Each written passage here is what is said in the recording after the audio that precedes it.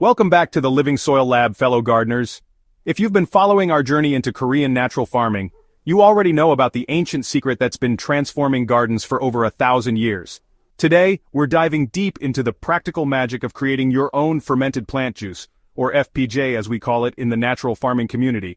This isn't just another fertilizer recipe, this is your gateway to unlocking the hidden potential in every weed, every pruning, and every fast-growing plant in your garden. The success of your FPJ starts with ingredient selection, and this is where many gardeners either excel or struggle. Your primary ingredient should always be young, vigorously growing plant material. Think of the plants that seem to grow overnight in your garden, those aggressive weeds pushing through sidewalk cracks, the tender tips of sweet potato vines, the succulent new growth on your pumpkin plants, or those grass clippings from the fastest growing sections of your lawn. Timing your harvest is absolutely critical. The best time to collect plant material is in the early morning hours, ideally before sunrise when plants have spent the night concentrating their energy reserves. This is when sugar content is highest and stress hormones are at their lowest. If you've ever noticed how crisp and vibrant plants look just after dawn, you're seeing this principle in action. Your sugar choice matters more than you might think.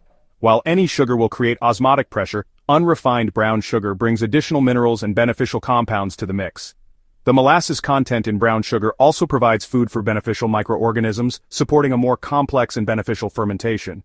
Aim for organic, minimally processed brown sugar when possible, though standard brown sugar will certainly work.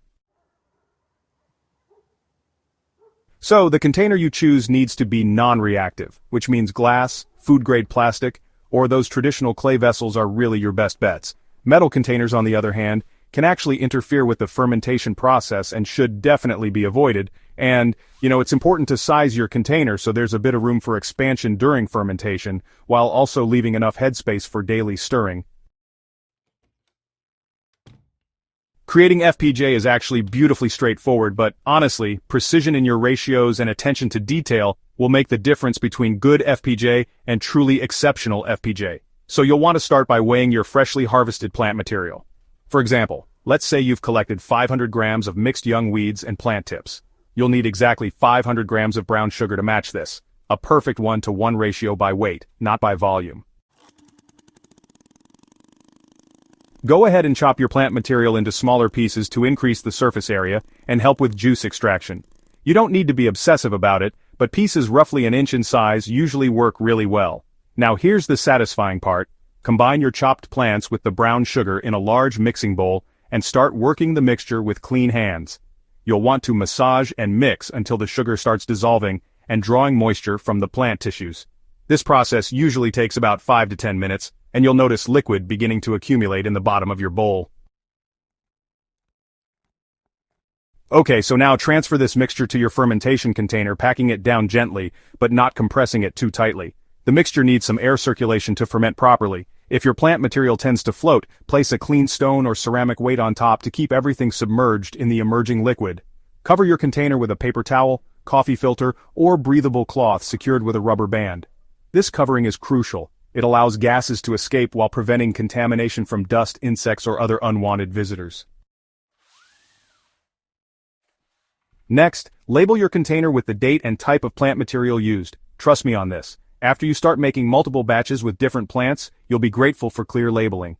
Place your FPJ in a cool, shaded location away from direct sunlight. A pantry, basement, or shaded outdoor area works perfectly. Over the next 5 to 7 days, you'll witness one of nature's most fascinating transformations. During the first 24 hours, osmotic pressure will continue drawing liquid from the plant cells, while beneficial microorganisms begin establishing themselves. You should stir your mixture gently once daily with a clean wooden spoon or non-metal utensil, which helps distribute oxygen and prevents any surface mold formation. By day 2 or 3, you'll notice the sweet smell developing and small bubbles forming. This is exactly what you want to see. The aroma should be pleasant and slightly sweet-sour, reminiscent of wine or fermented fruit. But hey, if you detect any putrid, rotten, or unpleasant odors, your fermentation has gone off track, and you'll need to start over with fresh materials. The liquid level will continue rising as more plant juices are extracted, and the color will deepen depending on your source materials.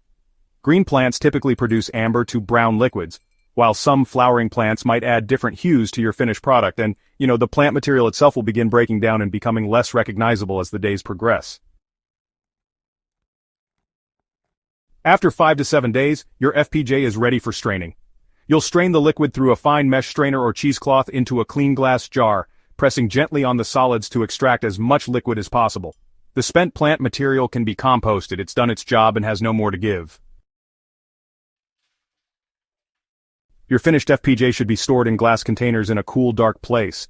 Refrigeration is ideal if you have space, but a cool basement or pantry works well too. Properly made FPJ can last 6 months or even longer when stored correctly. The liquid should remain clear or only slightly cloudy with that characteristic sweet-sour fermented aroma. Never store FPJ in tightly sealed containers unless you're refrigerating it. Even finished FPJ contains living microorganisms that may continue producing small amounts of gas. If storing at room temperature, use loose-fitting lids or continue covering with breathable materials. The beauty of FPJ lies not just in its creation but in its versatility of application. For most vegetable crops and leafy greens, dilute your FPJ at a ratio of 1 to 500, which means 1 teaspoon of FPJ per liter of water. This might seem incredibly dilute, but remember that FPJ is a concentrated extract packed with active compounds. A little goes a very long way. Fruit trees and woody plants can handle stronger concentrations, typically 1 to 250, while delicate seedlings and young transplants benefit from even more diluted applications at 1 to 1000. These ratios aren't set in stone, and you'll, develop a feel for what your specific plants prefer as you gain experience. Application timing matters significantly. Apply FPJ either in early morning or late afternoon when temperatures are cooler and plants can absorb nutrients without stress. You can use FPJ as either a foliar spray or soil drench, and both methods have their advantages. Foliar applications provide quick nutrient uptake through leaf surfaces, while soil drenching feeds the root zone and soil microorganisms directly. Several mistakes can derail your FPJ making efforts, but they're all easily avoidable once you know what to watch for. Using mature, woody plant material is perhaps the most common error new practitioners make. Older plant tissues simply don't contain the concentration of active compounds found in young, rapidly growing tips. Stick to the most vigorous new growth you can find. Getting your sugar ratio wrong is another frequent stumble. Too little sugar fails to create proper osmotic pressure and can lead to spoilage, while excessive sugar can actually inhibit beneficial microbial activity. The 1-to-1 weight ratio isn't arbitrary. It's been refined through generations of natural farming practice. Sealing your fermentation container too tightly will create anaerobic conditions that favor putrefying bacteria over the beneficial fermentation organisms you want to encourage. Remember, this is a living process that needs to breathe. If you're using tap water for dilution, let it sit overnight to allow chlorine to evaporate, or use filtered water when possible. Chlorine can harm the beneficial microorganisms that make FPJ so effective. As you become more comfortable with basic FPJ production, you can start experimenting with combinations and seasonal variations. Spring FPJ made from early greens and wild edibles tends to be rich in growth-promoting compounds perfect for getting seedlings off to a strong start. Summer FPJ from vine crops and fast-growing weeds provides the robust nutrition needed during peak growing season, while fall FPJ from root vegetables and late-season growth helps plants prepare for dormancy. Consider combining different plant materials in single batches to create more complex nutrient profiles. A mix of comfrey for potassium, nettle for nitrogen, and dandelion for trace minerals creates a remarkably complete fertilizer. Document your experiments and results. You'll quickly discover which combinations work best for your specific garden conditions. Advanced practitioners often coordinate FPJ production with other Korean natural farming inputs like indigenous microorganisms, or IMO, and Oriental Herbal Nutrients, or OHN, to create comprehensive plant nutrition programs. These combinations can provide everything from pest control to soil remediation while maintaining completely natural, sustainable practices. Ready to transform your garden with this ancient wisdom? Start your first batch of FPJ this week and experience the difference that living fertilizers can make.